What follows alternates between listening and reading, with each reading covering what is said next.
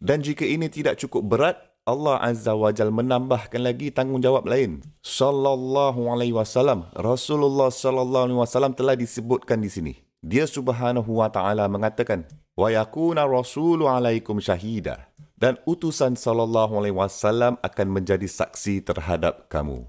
Rasulullah sallallahu alaihi wasallam akan menjadi saksi terhadap kamu. Dan ayat ini masih belum habis lagi. Ayat ini masih belum selesai lagi, tapi saya mahu fokus dulu bahagian ayat ini. Sebab ini bahagian ayat yang sangat berat. Ayat-ayat yang serupa didapati juga di tempat lain dalam Al-Quran. Salah seorang dari penyair Nabi Muhammad sallallahu alaihi wasallam antara sahabat-sahabat adalah Hasan ibn Thabit radhiyallahu anhu, mempunyai suara yang merdu. Beliau sallallahu alaihi wasallam biasa menyuruh Hasan ibn Thabit radhiyallahu anhu untuk membacakan puisi untuk membangkitkan semangat pasukan tentera ketika mereka akan melakukan ekspedisi ketenteraan. Beliau sallallahu alaihi wasallam sangat sayang akan suaranya sehingga beliau sallallahu alaihi wasallam memanggilnya dan meminta, "Ya Hasan, tolong bacakan Quran kepada aku." Dan Hasan radhiyallahu anhu terkejut. "Ya Rasulullah, kau mahukan aku membacakan Al-Quran kepada engkau?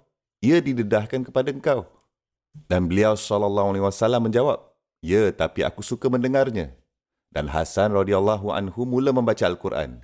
Dia mula membaca surah An-Nisa, surah keempat. Dan dia terus membaca dan beliau sallallahu alaihi wasallam menikmati bacaannya dan Hasan radhiyallahu anhu sampai ke satu ayat.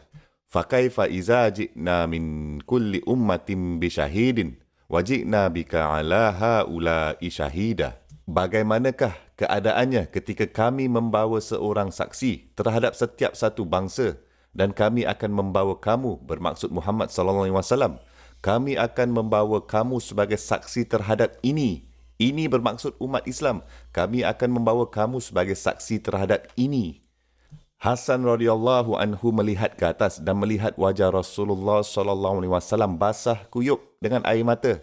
Dan beliau sallallahu alaihi wasallam mengatakan, "Hasbuk, hasbuk, berhenti, sudah. Aku tidak boleh tahan lagi mendengarnya." Beliau sallallahu alaihi wasallam menyuruh Hasan radhiyallahu anhu untuk berhenti membaca Al-Quran pada ketika itu. Kenapa?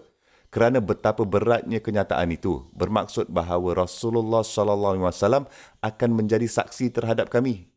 Anda tahu tak apakah maksudnya itu? Ia bermaksud Rasulullah sallallahu alaihi wasallam sebelum beliau meninggalkan dunia ini, sebelum kehidupan duniawi beliau, komponen hidupnya yang itu berakhir, beliau sallallahu alaihi wasallam telah mengambil keterangan saksi dari kita semua. Adakah aku telah menyampaikan mesej kepada kamu? Adakah aku telah menjalankan tugas aku? Dan kita semua telah memberi keterangan sebagai ummah. Ya, wa adaital amanah wa nasahtal ummah.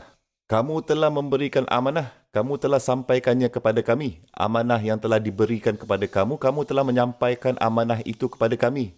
Kamu telah menyampaikannya. Kemudian beliau sallallahu alaihi wasallam berkata, "Orang-orang yang ada di sini, kamu lebih baik sampaikan kepada orang yang tidak berada di sini.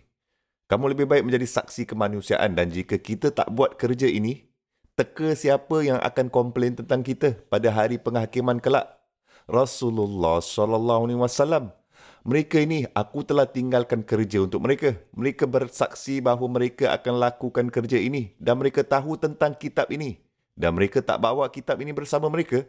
Kitab ini tidak mencerminkan personaliti mereka ke? Mulut mereka terbuka tetapi tidak pernah ada kata-kata Allah Subhanahu Wa Taala padanya ke? Tak ada ke?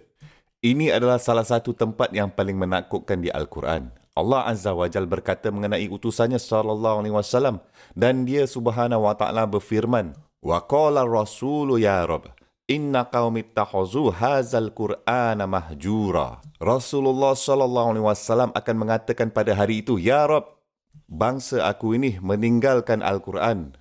Sekarang saya mahu anda menghargai betapa beratnya kata-kata ini." Subhanallah.